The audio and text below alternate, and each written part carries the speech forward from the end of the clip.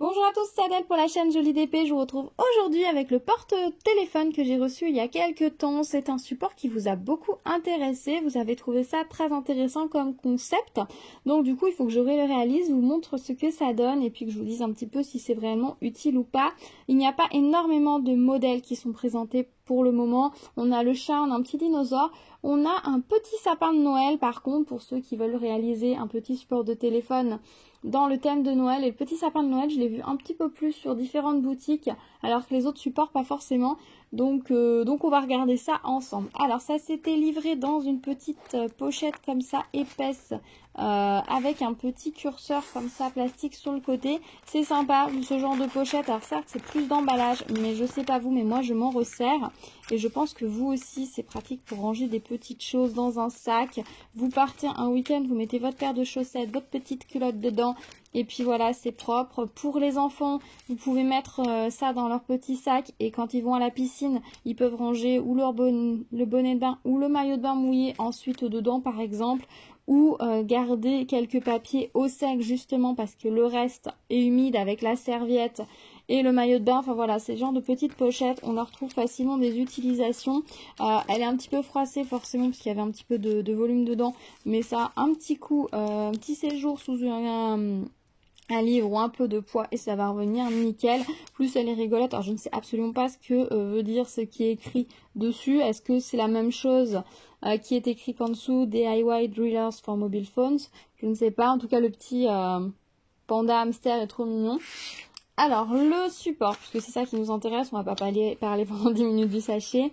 Le petit support est comme ça. Alors c'est en matière assez condensé, je pense que c'est de la cellulose très condensée, on n'est pas sur du carton, on n'est pas sur du bois, mais on est sur une matière très légère, un peu un mix des deux.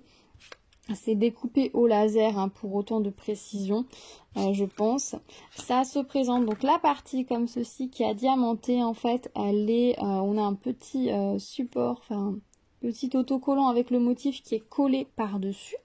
On a la petite oui, je me rappelle, quand j'ai voulu décoller, faire attention quand on décolle le plastique parce qu'on a tendance à décoller le support tout court, donc il faut faire très attention. N'insistez pas, ne forcez pas si vous voyez que ça vient avec le motif.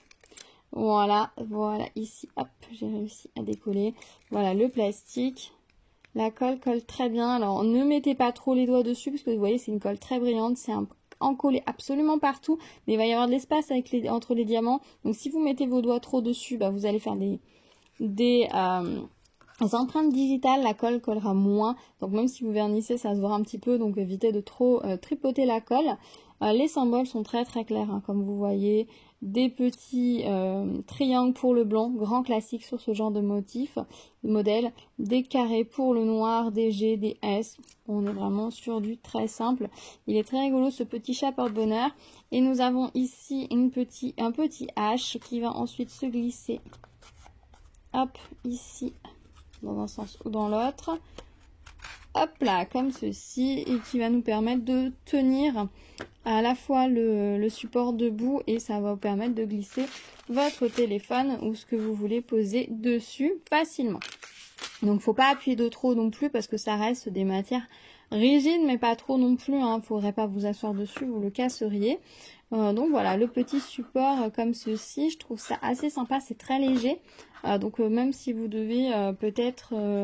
vous voulez vous en servir, vous devez le bouger, le voyager, vous le démontez, vous le mettez dans votre sac, ça ne prend pas de place, ça ne prend pas de poids, donc ça c'est plutôt top.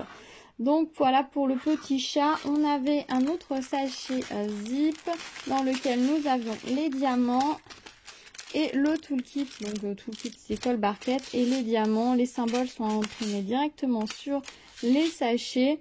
Voilà, c'est très basique, c'est très simple. Les sachets sont gonflés. C'est rigolo. Pour pas abîmer les diamants, je présume, même si c'est pas un support qui s'abîme, mais bon voilà. Les diamants sont très beaux, donc j'ai hâte de m'y mettre. Donc écoutez, j'installe mes diamants et puis on s'y met tout de suite.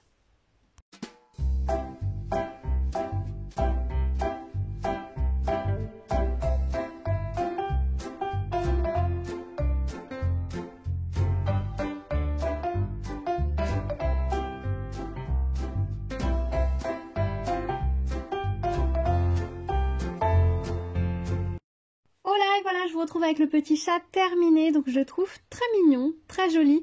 J'avais peur un petit peu du rendu, mais franchement il est à la hauteur de mes attentes, donc ça c'est vraiment chouette.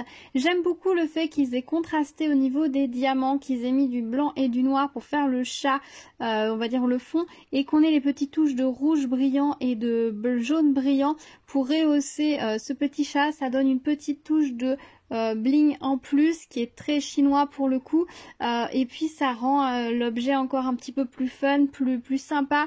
Ça donne vraiment envie de s'en servir. Voilà, je trouve que ça donne beaucoup de cachet. Je trouve qu'il est très bien designé. Donc j'aime beaucoup ce petit chaton.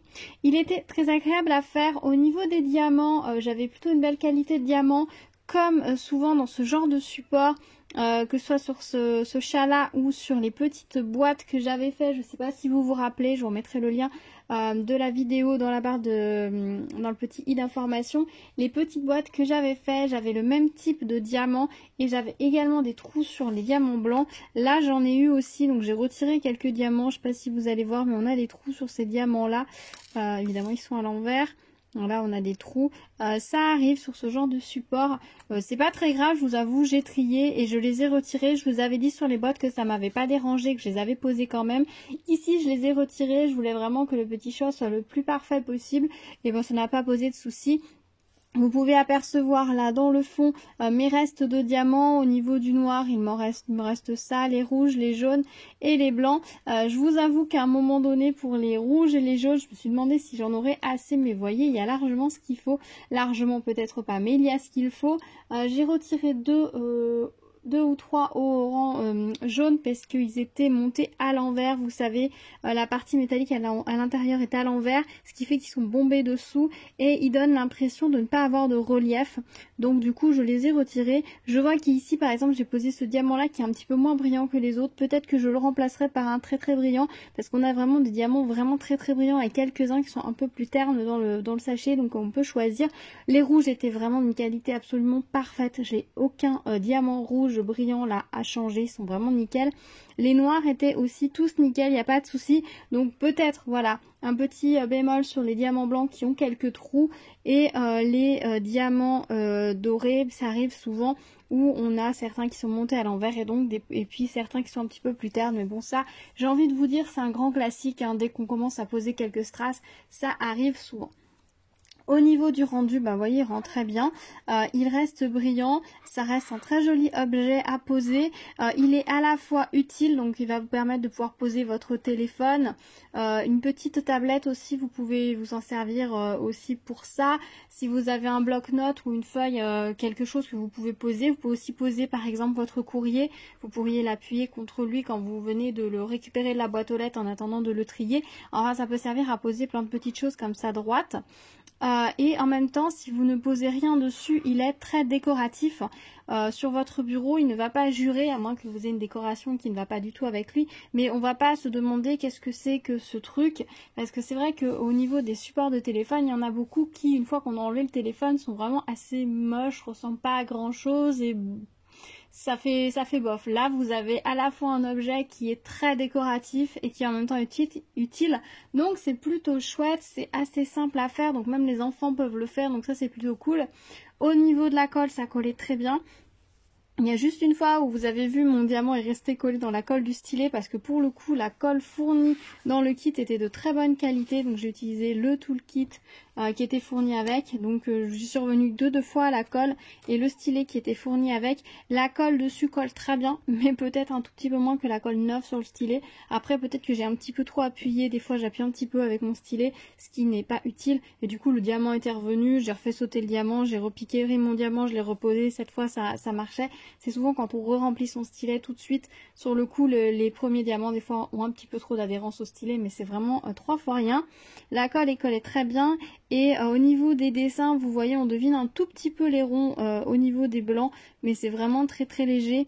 Ils sont peut-être un tout petit peu trop gros, mais c'est vraiment léger et j'ai l'impression que les diamants blancs ne se posent pas totalement. C'est comme s'ils étaient légèrement incurvés sur le dessous et que c'est pour ça qu'on voit un petit peu les cercles noirs dessous. Mais vraiment c'est très très léger, hein. Je vous l'aurais pas dit, vous l'auriez peut-être même pas remarqué. Ça se voit vraiment à peine par rapport à d'autres supports où ça se voit davantage. Là c'est vraiment très très léger, très discret. Donc franchement il n'y a rien à dire. Voilà, je pense que je vous ai tout dit pour ce petit support. Moi, je le trouve très sympa. Peut-être que je me laisserai tenter par le sapin de Noël pour Noël. À voir. En tout cas, je vais le laisser, je pense, dans la cuisine. Parce que je pense qu'il va surtout servir pour tenir le téléphone dans la cuisine lorsqu'on met de la musique en cuisinant ou quand on fait la vaisselle ou si on veut se mettre une petite vidéo. Je pense que c'est là qu'il va être le plus utile.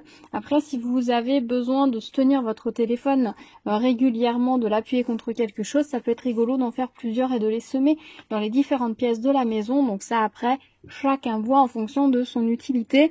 Je vais pas le mettre sur mon bureau parce qu'en soi je n'ai pas besoin de tenir mon téléphone sur mon bureau et les 2 ou 3 fois où ça arrive je me débrouille, mais je pense que ouais, dans la cuisine ça peut être utile. Je pense que mon mari pourrait également s'en servir, donc je pense que c'est là-bas qu'on va le mettre.